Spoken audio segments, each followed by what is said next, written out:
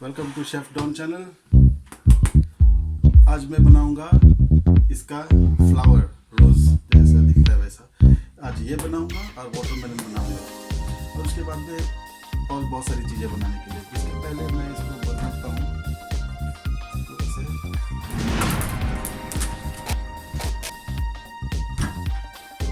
नीचे एक चीज़ काट लेता हूँ, ठीक है। इसके बाद में मैं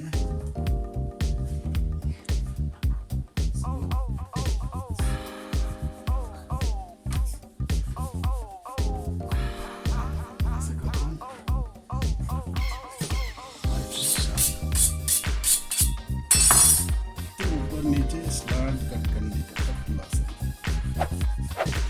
मेरे को सपोर्ट चाहिए, इसलिए मैं यहाँ पे आता हूँ क्योंकि चीज़ बड़ा है।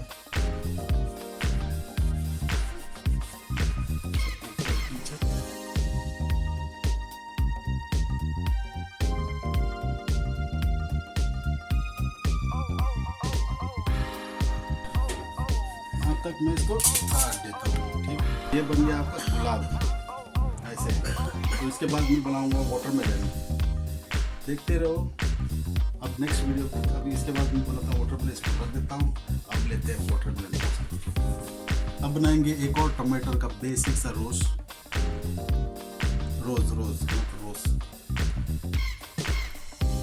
इसको मैंने ऐसे बेसिक कर दिया, सेम जो पहले वाला वीडियो में बनाया था।